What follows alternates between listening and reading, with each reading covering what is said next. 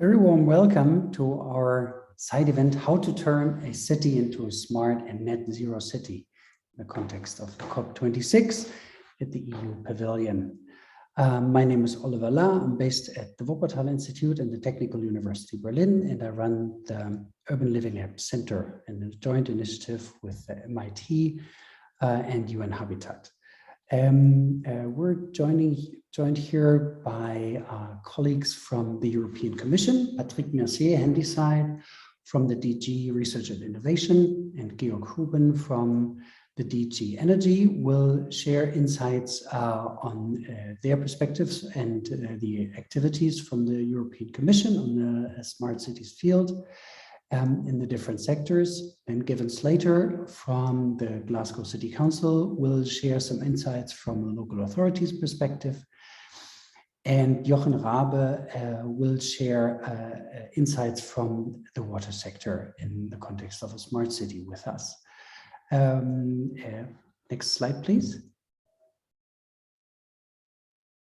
Right, next.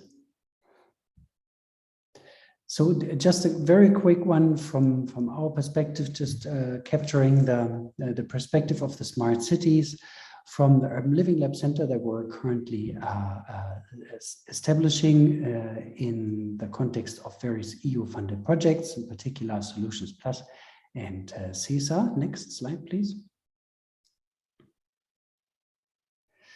We would like to feature here the role of different interventions in the context of a smart and low carbon city to show the development potential, but also the potential of decarbonization, but also job generation, contributing to sustainable development, and testing those innovations in the context of an urban living lab can be a very helpful tool to replicate those innovations, link them together, and build coalitions among key actors at the local level. Next. That living lab approach goes around a co-design process that ensures that a smart city is also an inclusive city and a participatory city. So here a focus is on the capacity side, where we inform partnerships, where we inspire the initiation of new partnerships and new innovations that are then being implemented and tested in demonstration actions that will have the potential later on for a scaled and replication to create the impact that we need at the local level for urban climate action. Next. This is embedded in a number of projects. As I mentioned, the project Solutions Plus will also be shared in a minute by my colleague Patrick Mercier from the European Commission, and other projects where we cover key sectors and bring together a network of living lab cities from all around the world. Next. The structure of the Urban Living Lab Center is on thematic hubs where we bring together PhD candidates working with our Living Lab partners, and regional hubs where we deliver trainings and link to our master's programs in the partner cities. Next. This is being co-hosted by the Massachusetts Institute of Technology, the Technical University Berlin, and the Wuppertal Institute, and will be the first collaborating center of the United Nations Human Settlements Program, UN Habitat. Next. This will be developed in partnership with regional hubs. So these are universities that are based in our Living Lab partner cities, where we deliver trainings and co-develop solutions. Next. As well as with thematic hub partners, where we do a deeper dive on the co-development of curricula, of training material, and of innovative solutions that can then be tested in those smart city living labs. Next. And here are just some of the capacity building modules that we're currently working on. Do follow us, and we will share information on all of those and how you can participate in those training courses. Next. And then the next one. Great. So I'm handing over now to my colleague Patrick Mercier and Decide, who is a policy officer at the DG Research and Innovation and is also responsible for a number of international cooperation programs. And he will share some insights from the field of urban mobility and on the EU mission on climate neutral and smart cities. Patrick, over to you. Thank you, Oliver. Good afternoon, everybody. If I can have my presentation, please. Thank you. So I will present to you today two main activities. One would lay short term and one long term one, in particular in the field of urban mobility in cities. Next slide, please. But just to introduce and have some background information, I would like to highlight a few policy important files which support the decarbonization of transport, in particular in cities, where a quarter of the greenhouse gas emissions are happening. First of all, of course, the EU Green Deal, which was launched 2 years ago. Then the Sustainable and Smart Mobility Strategy, which was launched last year in 2020. The idea there is to set up the European Green Deal, but to reduce the transport-related greenhouse gas emission by 90% by 2050. And the objectives of this strategy include two main activities for today's discussion and presentation. First of all, related to the increase of uptake of zero-emission vehicles. And secondly, to have 100 climate neutral cities by 2030. I will come back to that in a second. The third main important policy file is, of course, the Fit for 55, which was launched last July. That the EU is on track for a 50% reduction in carbon emission by 2030, but also to have net zero emission by 2050. And finally, I would like to highlight the urban mobility initiative that we are working on also with Georg, and we have an inter-service consultation this afternoon on that.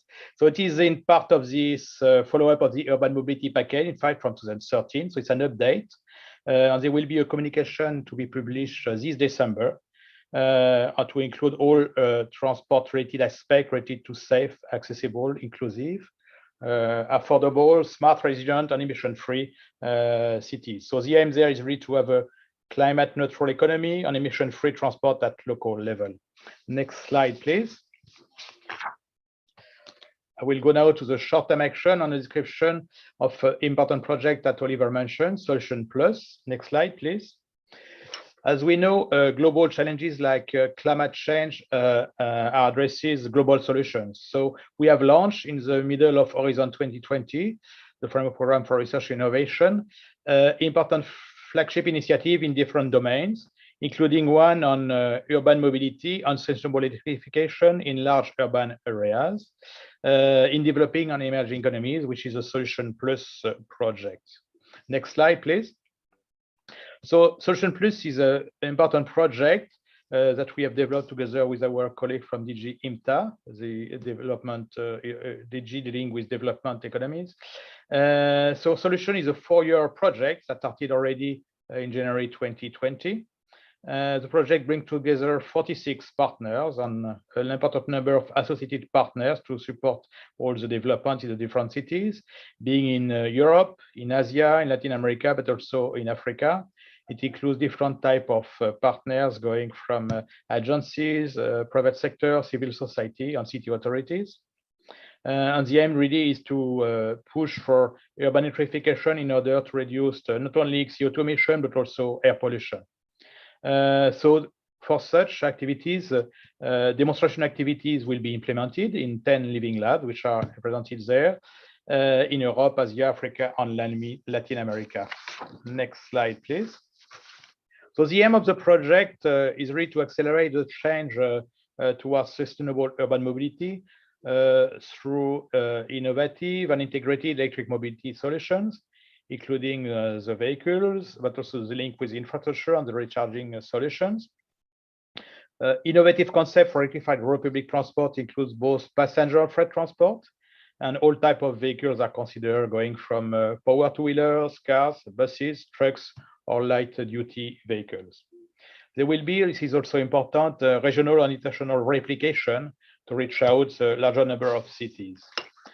An important outcome of the project is indeed the development of toolbox for supporting the shift to electromobility in the cities, with different tools and management strategies and activities, and in dealing with energy efficiency, emission reduction, on electric vehicles. The activities also include the capacity. You can come back to the previous slide. Thank you. The activities also include the capacity building on peer-to-peer exchange with training activities, support to cities in implementing innovative and sustainable e-mobility solution, but also the initiation of partnerships among the local and European companies which are working on the different sites, and also for the development of different business models. We have organized already from the beginning of the project 9 webinars on electrification of public transport and going up to micro-mobilities with the local authorities. Next slide, please. Globally, in fact, we provided by the different cities and solution network. We are working closely with 2 UN entities. In one side, the UN Environment, and also the International Energy Agency and UN Habitat on a joint urban e-mobility program, which is highlighted on this slide, to boost replication impact of this innovation action. UN Environment are part of the project and financing an important sister project called GEF, Global Environmental Facility Programs, on electromobility and air quality in 17 countries. So in total, we have at least 10 cities from Social Plus 10 follower cities and 70 countries. So we have more than 40 cities which are included in this global program at worldwide level. Now I would like to move now to a more long-term action that we have just started, which is this so-called mission on climate neutral and smart cities. Next slide, please. And first of all, to start with, I would like to speak about Horizon Europe's current new framework program for research and innovation, where transport research is included in the cluster 5, together with energy and climate. So we are working for the first time in an integrated way together with climate, energy, and mobility. So you see really the aim of this section, which is to fight climate change and better understand its cause, evolution, risk, and impact on opportunities, making energy and transport sectors more climate and environmentally friendly. Here, this is an highlight on the context of Cluster 5 work program, where you can see the links between the different activities, the different other clusters, but also the mission on climate neutral and smart cities. The Cluster 5 includes very important also activities called partnerships and collaborative research. And there are different types of partnerships, and I will go in detail, but really the different type of instrument. But just to say that we are in total 8 partnerships that are related to transport, and mostly related to zero emission transport, being on zero emission road transport, zero emission waterborne transport, or clean aviation. Next slide, please. So in a nutshell, this is what we support in terms of urban mobility or urban transport under Horizon Europe. So under Cluster 5, we have first of all collaborative research innovation, which including in one particular destination where we have financed the Civitas support activities to Civitas 2030. And then we have the different partnerships that I just mentioned. First of all, towards zero emission road transport, CCAM partnerships, and cooperative connected automated mobility. And finally, the driving urban transition to sustainable future, DUT partnership. And now I would like to move to the mission on city itself, which is part of it is on the funded by Horizon Europe, but other activities is also supporting it. So if I can have the next slide, please. So the objective of the city's mission is really to support and promote and showcase 100 European cities in their systemic transformation toward climate neutrality by 2030, and to make the cities into experimentation and innovation hub for all cities, leading the European Green Deal and the European effort to become climate neutral by 2050. The mission manager for this mission is from DG Move, the DG of DG Move, Mrs. Matthew Baldwin. And the deputy mission manager is from DG RTD, Rosalinde van der Vlies. But we have also the support of many other DG, in particular DG NR and DG Climate in these activities. So it's an overall framework. It's not considering only transport, but also water management, energy. So first time we have a systemic approach around cities. So it's important to be signals. So I will not go in detail, but the activities include different type of support related to financing along the innovation value chain, but also for the implementation cooperation with public and private sectors. So the aim is really to have a coordinated approach and creating synergies among different EU programs, not only research fundings, but also the cohesion funds, the digital Europe programs, the Connecting Europe facility for energy and transport, InvestEU, and other financial activities in Europe. Next slide, please. So the main element of the cities mission are supported by the Net Zero Cities mission, so-called mission platform. So there, the idea is really to support a one-stop shop platform to launch and test delivery mechanisms for the missions, aiming at assisting the cities in their transformation towards climate neutrality. The platform will provide a technical, regulatory, and financial and socio-economic expertise, as well also as assistance to the cities for developing and implementing their climate action plans and their climate city contract. So it will be launched through competitive calls for third parties to support large-scale pilots in the different cities towards climate neutrality. Next slide, please. So this is a little bit the timing for the cities mission and how the cities will apply to this climate city contract and to have their climate neutrality by 2030. So in October 2021, we just published a comprehensive info kit for cities to help them to prepare the call. The call launched in November 21, so we are just there. So I will show you the internet links just in the next slide. But no, if you can come back, sorry. Thank you. In November 21, if you can come back to the previous slide, thank you. There in November, there will be a call for expression of interest addressed to cities with a questionnaire. And the call will be closed January 2022. And by March, we intend to select cities, hopefully 100 cities that will be selected for their contract. And as mid of 2022, the mission platform works with the first cities to develop their climate city contracts. Next slide, please. So these are the links in the next slide that will help you for the cities to apply to this climate city contract and to have more information about the city's mission as well. And we are also here to help the cities to support these activities, of course. Thank you very much. Thank you very much, Patrick. And it's great to see the systemic approach that the European Commission is taking to the smart cities realm, which is, of course, essential to make it happen. And we're continuing in exact that same direction and move over to the DG Energy and to Georg Huben, who will share with us his perspective on the future path for cities towards climate neutrality. Georg, over to you. Thank you, Oliver. Yeah, so here we go. Yeah, you can already switch to the next slide, please. I think this is a slide which you might think is obsolete, but I think it doesn't harm to really underline the key and pivotal role of cities. And here's something on this slide which is extremely important, and that is that small and medium-sized cities do represent, in fact, the biggest share of municipalities. So it's an important aspect. So beyond this cross-cutting and sector cross-cutting operations, we also need to think about what's the actual size of cities we approach. And so that's something which is popping up every now and then. And then, of course, cities are, in the best sense of the word, since they represent nearly 75% of the EU's population, at the forefront of all possible events and developments. So they're really driving European policies, and they are drivers for change. Next slide, please. So how do smart cities relate to the EU Green Deal? Well, first of all, as already said, cities are at the forefront, yet they are very complex ecosystems and spaces where many processes, stakeholders, different levels cooperate or have to cooperate in order to make it work. We have different sectors involved. That's what my colleague from DGRTD already said. So if you approach a city, it's not like you're just looking at one thing.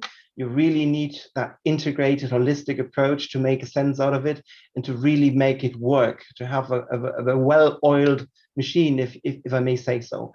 And to this end, the smart cities idea, or the idea of climate neutral and smart cities, very well works with the aims and targets of the EU Green Deal. Since with the mission, which was already mentioned, we have this 2030 target of 100 climate neutral and smart cities, which is then actually paving the way, hopefully, for many more cities to come, since they will need to play a role in the climate neutrality by 2050 for the whole continent. Next slide, please. Yeah, this is a bit showing what the EU overall does for cities. You will find a trace of urban relevance across many programs on EU level. The European Green Deal as such is doing a lot. We have, for example, since I'm from DG Energy, I need to mention, of course, also the renovation wave here, which is a massive flagship on building renovation. But then cleaner transport and logistics has already been mentioned. And we have a number of activities on the digital transition of cities. The digital area is one of the main enabling areas which make things work, which underpins many of the processes we observe in cities, and many of the future challenges will not be possible without digital assets and data, and maybe even digital planning tools. And then there's, of course, the mission. I don't have to say any further on that. That has already been very nicely introduced. We have InvestEU, Next Generation EU, we have the Recovery Fund. So overall, a package of 1.8 trillion euro, not all of which is for the urban area, but a lot of that. So you will find, as said, traces all over these different programs. Next slide, please. And then, of course, looking into the EU, if we talk about initiatives, we really have a lot of initiatives. And this slide is can only be a very small fraction of that. I have listed 3 key ones here, since these are the ones we used to collaborate with over the past few years.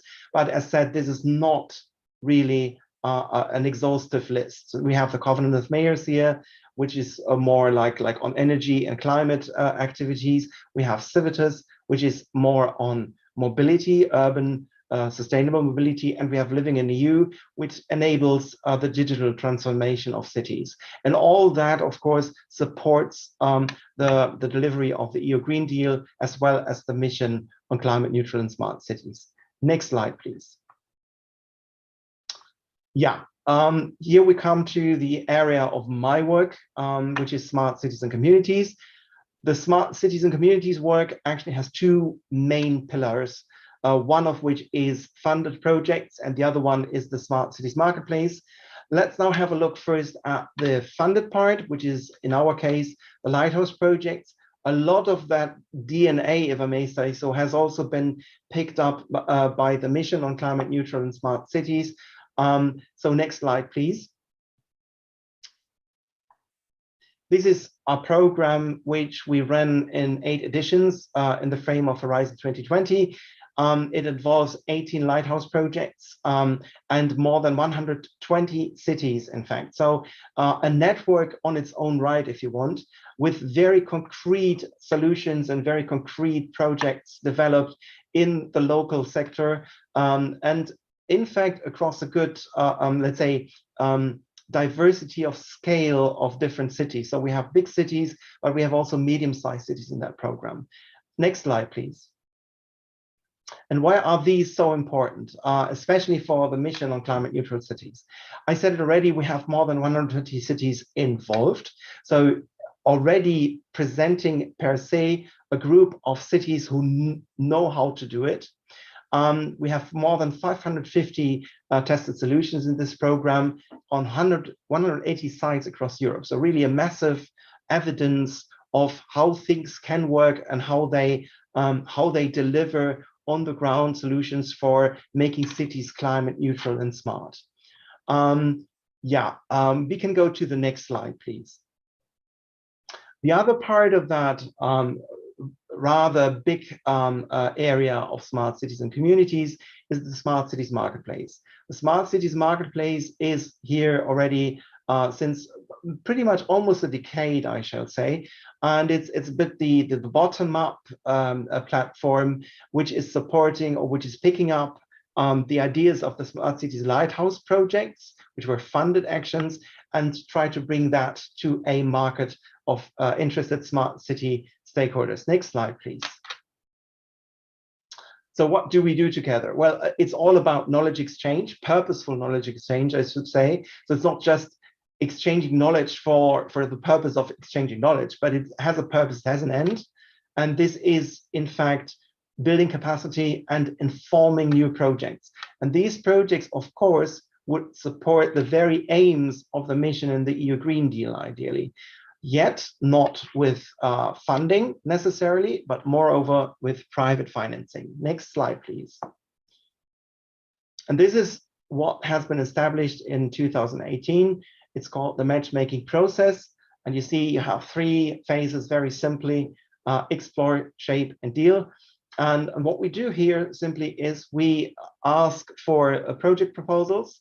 We shape them with the help of the Smart Cities Marketplace team and the community, which is supporting that very process.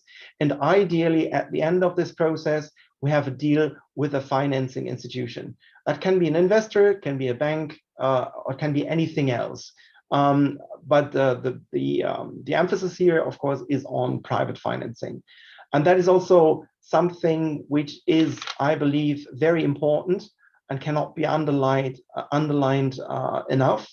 Private financing will be needed in order to make Europe climate neutral. We have our funding efforts, and we try to put these funding efforts on fertile ground, meaning that we do some seed activities in order to bring about these projects, which then have a living afterwards, which can be replicated, upscaled with private means, ideally, so to make that big movement really reality. So in that very sense, the Smart Cities Marketplace tries to support this private finance, this massive private financing of a climate neutral and smart solutions in cities. Next slide, please. That's it from my end already. I think I have tried to keep it short so that my fellow speakers have a bit more room to speak. Yet I'm of course very happy to answer questions later on. Thank you very much. Thank you very much, Georg. And indeed, a good reminder. So if you're following us on the platform, there is a little chat box where you can drop your questions, and then we'll take them over here to the panel, and hopefully we'll still find some time to actually discuss them. Thank you very much, Georg. Of course, a very helpful and useful tool to share information, to replicate all of the great projects and initiatives that have been funded in the Smart Cities project so far. Thank you very much. And moving over now to the city's perspective, to basically our host city, Gavin Slater. He's the head of sustainability and neighborhoods, regeneration and sustainability.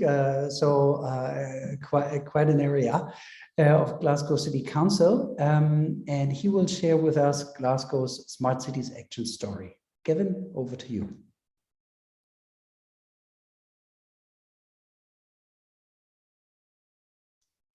You're still on mute, Gavin. There we go. Can you hear me now? Perfect. You can hear me. Okay, great.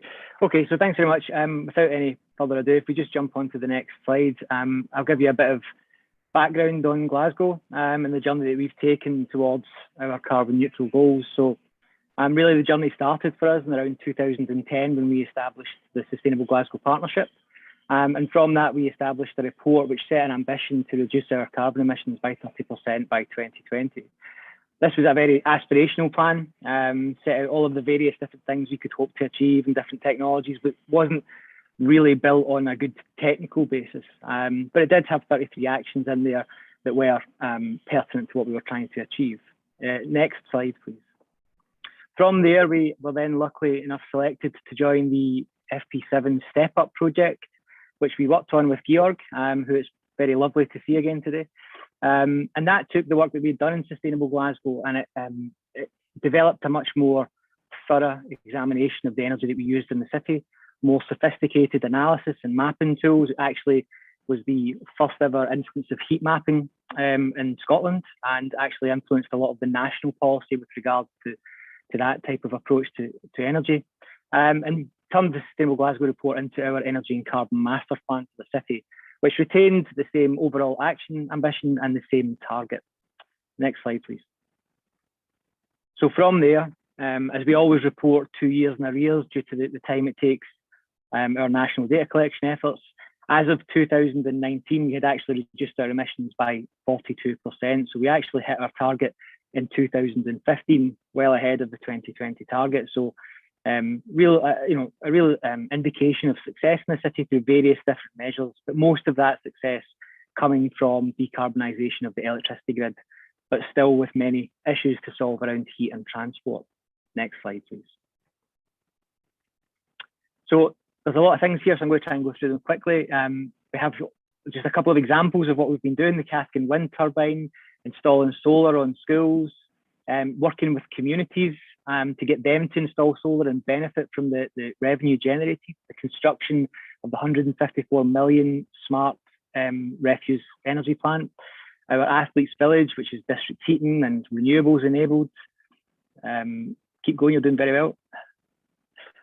Many of the district heating examples, which use gas, CHP and air source heat pumps, as well as transport solutions like our mass cycle hire and our electric vehicles. We now have over 200 charge points in the city for electric vehicles, and through the pandemic, transforming streets in our city into places for people, where we deprioritise the car and prioritise the active travel and pedestrians.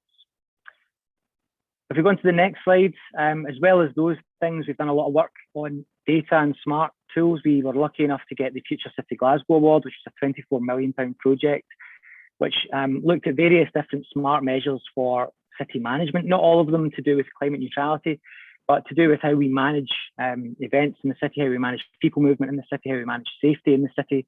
But if we go on to the next sort of 4 little slides here, in terms of energy, we did a lot of mapping of our vacant and derelict land to look at citizen use for renewables, retrofitting our built environment for more energy efficient properties, which has actually led to now a much bigger regional programme to do that retrofit, creating a web portal to allow our citizens to come in and actually work with us on what we use land for, but also how we can help them enhance their properties, be more efficient, as well as demand side management, and allowing us to use our buildings to communicate with our electricity grid to reduce demand when demand was high in other areas.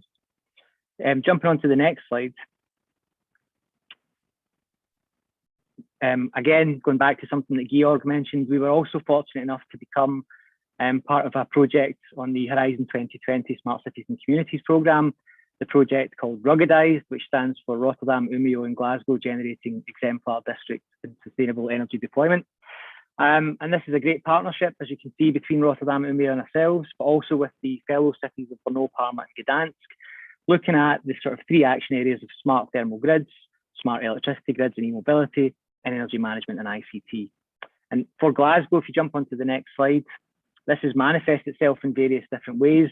For us, district heating is a very new infrastructure.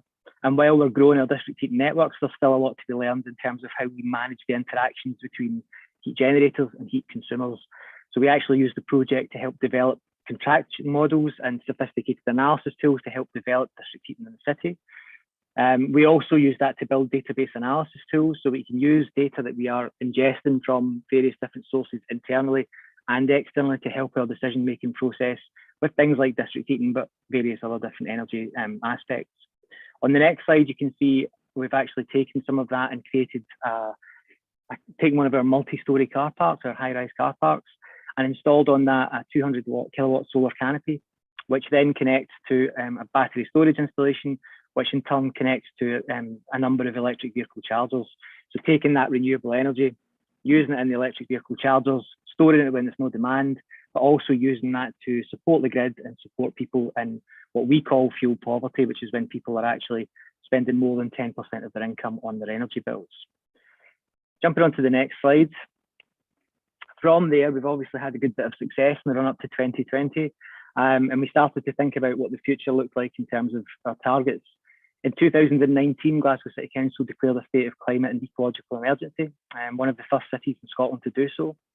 And we convened a group of citizens, experts, pressure groups, politicians, various different stakeholders to actually tell us what they thought the specific things we should be looking at to deal with the climate emergency. And they recommended 60 different actions across 5 thematic areas, which we then took in and analysed and turned into our climate emergency plan, our Glasgow climate plan. And within that, core to that was the target of being net zero carbon by 2030. Jumping on to the next slide. At the same time, we also took the Sustainable Glasgow platform and relaunched it in 2020, looking at how we could make it much more fit for purpose, given the times that we're in. So we took some of that learning. We worked with a community of 300 people, thinking about what we could do in terms of the different themes that we would look at, and we created 4 new hubs on heating and housing, green the city, green infrastructure and transport, and green economy in the private sector. And those have already started to bear fruit in terms of the creation of a climate charter for Glasgow, the creation of a corporate mobility pact, the creation of a climate forest, and various other different projects that have grown out of Sustainable Glasgow and have the investment of various different stakeholders. In the run up to COP, that board and those hubs were meeting on a monthly basis, trying to get as much done as we could in the run up to COP. I think after COP, we'll probably come back a wee bit to quarterly meetings to allow more project progress to be made. On the next slide, please.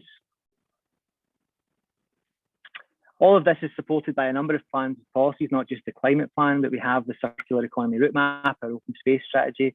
We're just about to publish our transport strategy, which looks at a 30% reduction of vehicular traffic coming into the city, as well as the creation of a 20-minute city and a whole new cycling infrastructure as well to support active travel. We also have our local biodiversity plans and city development plans, and we've actually just taken our Glasgow Green Deal to committee as well. So we're putting out a call for ideas to stakeholders and citizens on what they think a Green Deal should be for Glasgow. That's on the basis of us working on what the green economy means for Glasgow and what the economy will look like as we move towards 2030. If you jump onto the next slide, please. So we've launched our climate plan. We launched that last year. Within that, there are some 50 odd actions, which set out a response to the climate emergency. Jumping onto the next slide, you will see that we have a good bit of work still to do on that, and the sort of more pressing issues that we have are the delivery of our technical net zero study. So while we have that ambition to be net zero carbon by 2030, we still have a lot of work to do to actually figure out what the right interventions are going to be, how we're going to fund those interventions. We've actually just launched our £30 billion investment prospectus, Glasgow's Green Print, which includes a number of projects that are out there in the public domain looking for a blend of private and public sector investment. We're also working on our local heat and energy efficiency strategy, or LHES, which is due to be finished. And that massive investment that I mentioned earlier on in the retrofit of our built environment. Glasgow has a very specific housing type, tenement buildings, which are quite difficult to treat. So there's a lot of work to be done to make them more efficient and more viable in a net zero carbon city. I think if we jump onto the next slide, I can talk a little more about the Climate Neutral Innovation District, which is a £500 million project, and is in our green print for investment. That's looked at taking mitigation and adaptation and looking at both at the same time for a whole district within the city, and using all the smart applications we can to manage energy consumption, energy generation, water management, travel, various different aspects of actually living and working within that area in the city. Looking at the next slide, you can see some images of what that might look like in terms of how our high streets look today, but in the future, how they might look with lots of infrastructure under the ground, lots more greenery, lots more green assets there to help with water management. I'm not sure about the floating bubbles in the sky. That may come, we'll just see. That's maybe just an artist's aspiration. But if we jump onto the next slide, You can also see that we're very keen to look at the River Clyde, which runs through the centre of Glasgow and has, as studies have shown, 8 times the amount of heat that the city actually requires.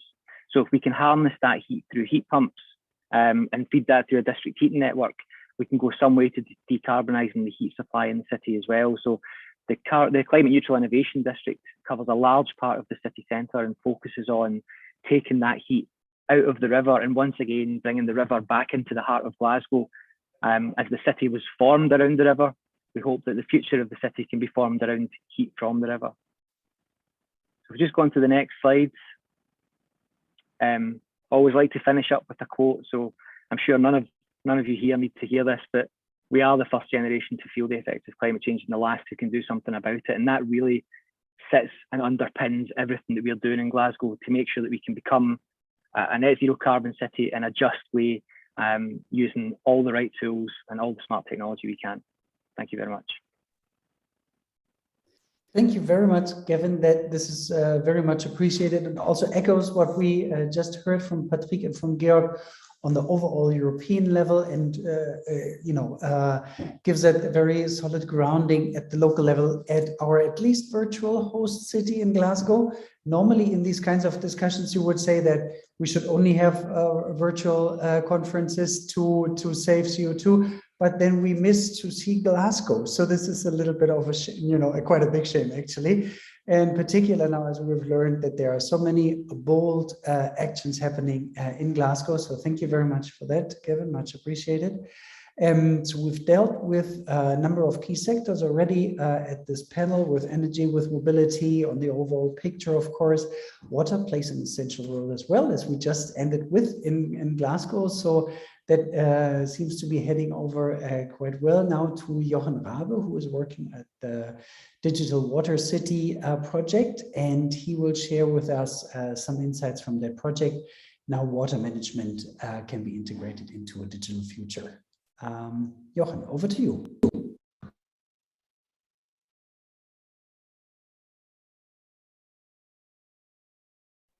The good old mute button again. There it is. I hope you can hear me now. Well, thank you for the introduction. Also, thank you for the perfect setup, Gavin in particular, because indeed, this is all about water. And I'm quite grateful to be asked to talk about this today, because we talked about smart cities, digital ways of sort of tackling climate change. And for some weird reasons, water isn't really part of the story as it should be. So I'm delighted to talk to you about the potential of digital solutions for sustainable urban water management along this project of ours, Digital Water City. That, of course, isn't just us. It is 24 partners from the EU and Israel. It's a Horizon 2020 project, but we have the pleasure of coordinating it. Who are we? I'm Jochen Rabe and not Nico Carado, as you've probably seen somewhere in the program. I'm the CEO of the KWB. It's a non-for-profit research center, essentially on all questions around water, but I also have the pleasure of being a professor at the Einstein Center Digital Future. And here's sort of what we do in very, very brief. But sort of, as I said, we have in this project 24 partners. Have a look at our website and see these amazing partners and what they do in particular. Next slide. Now, hang on, this is it. Various reports, and of course, this conference from the very bottom to the very top highlight that cities need massive investment within the next 10 years to ensure compliance and protecting the environment and human health. And this includes the improvement of water treatment capacities, better control of free grain vents or the impacts of them, and a major reduction of the resulting combined sewer overflows, CSOs. You will see that in a second what it is. Climate change is expected to affect and already impacts precipitation patterns, increase of sewer overloading and flooding in urban areas. And there are many more challenges to be faced along that water cycle. DWC, Digital Water City, hang on, that's a bit fast, and one slide back. is here to help in showing the potential of digital solutions to tackle this issue and improve the resilience of urban water infrastructure in the face of climate change. A second, but also quite important objective is to raise the acceptance of end users towards future investment needs to tackle these issues such as infrastructure aging, resilience, climate change. But my colleagues already touched on that.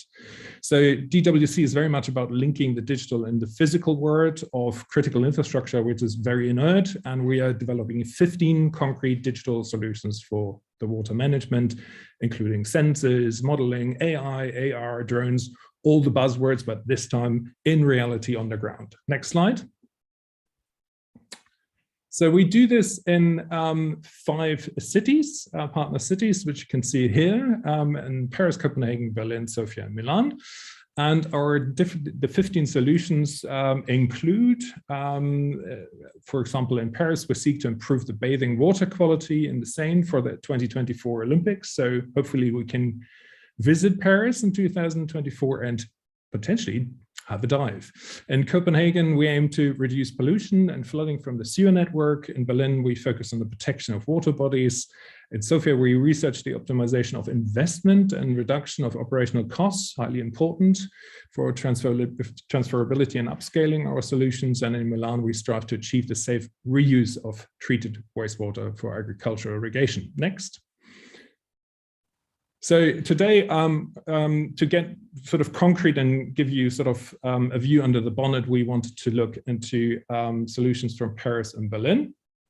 And next slide. The first one is very much looking into, or not diving into the sewer, or the virtual diving is okay, but that's where the virtual is all right. Sort of the first in this development and testing of real-time monitoring of combined sewer overflows. So in other words, too much rain, our sewage networks can't cope with the mix of the stormwater runoff and the sewer, and it overflows.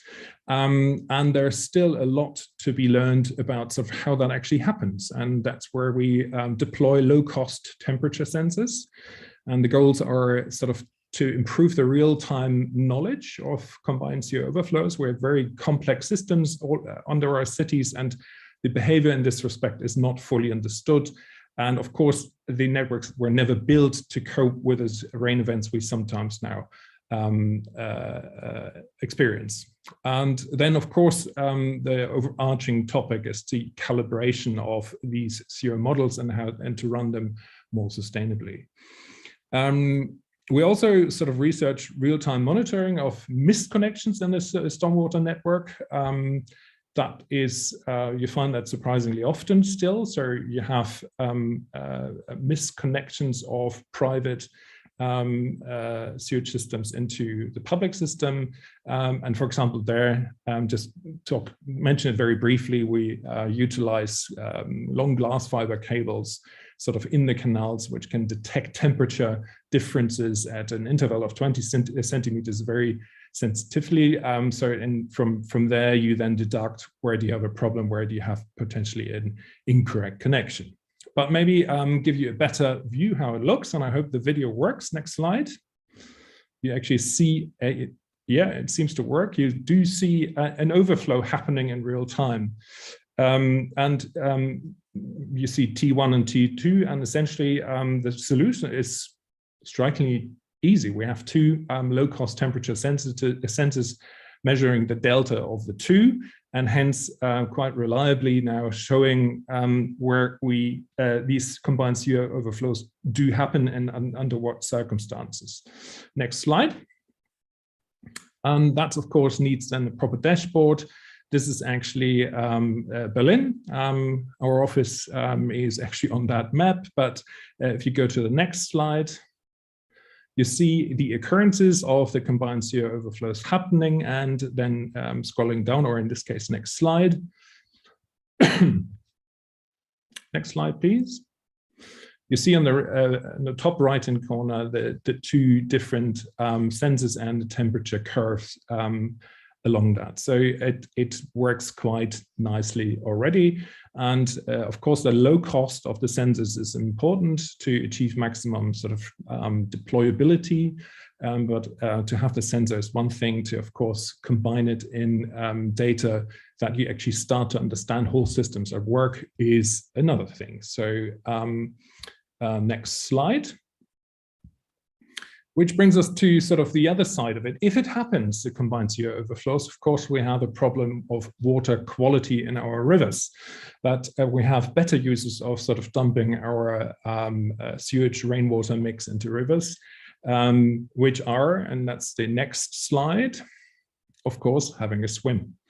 And what you can see here is not just joy, but also on the bottom left-hand side, a device which is floating in the river, which is another solution we are currently developing.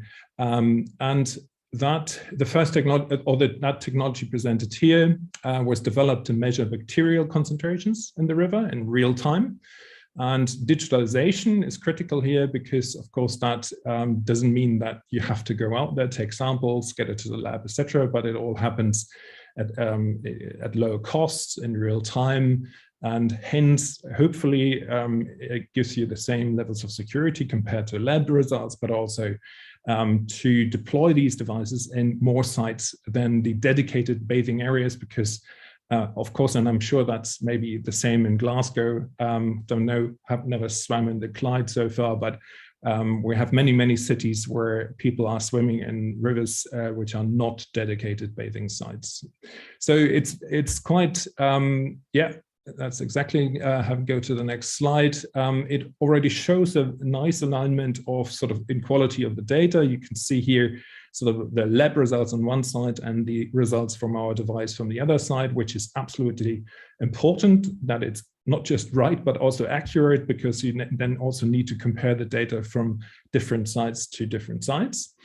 And of course, some of the key advantages are this is battery operated, it's reasonably affordable, so you can deploy it quite easily, it's easy to maintain, it's linking to the Wi-Fi. So it has all the benefits which come with digital technologies, in this case, to not just, and that's next slide, please, not just to understand what's happening, because it's not quite real time yet, sort of to have the reliable results. It takes a little bit of time, but it's sort of below 12 to 10 hours. But from that, we also want to understand and predict the performance of our sort of bathing waters, to, of course, inform our residents and citizens at the right time. So that's exactly what we also do here. That's happening based on something we developed in Berlin, and we are rolling out, as I said, in this project to Paris. So next slide.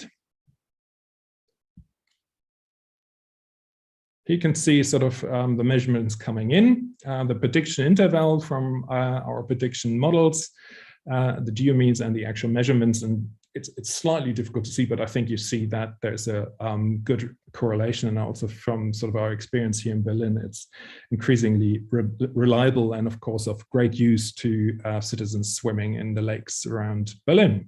So coming to an end, and I hope that this was useful to sort of look into two concrete solutions and sort of the power of what these solutions can actually do for the overarching problems.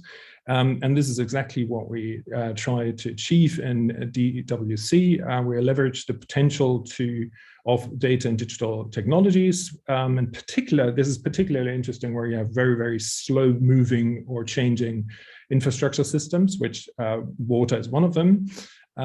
We want to boost the water management, of course, towards a high degree of sustainability in these cities, but also beyond. So we look very much into transferability, interoperability, also the risks of it, cybersecurity, etc., and think very, very much also about the governance systems you need to deploy around the stakeholders involved in this. And I think with this I end, and I'm looking very much forward to the questions and answers. And here, if you want to get in contact, this is our email addresses. Thank you. Thank you very much, Jochen. Perfect. And that completes sort of the picture from the big European perspective to the city perspective, to a project perspective that we wanted to share during the session with you. We picked up a few questions, and thanks for sharing that. We'll at least try to address them somewhat in the remaining minutes. So maybe just on, we touched upon quite a number of tools and digital systems, but maybe, you know, just to reflect a little bit on that question, and if you wanted to share a few more.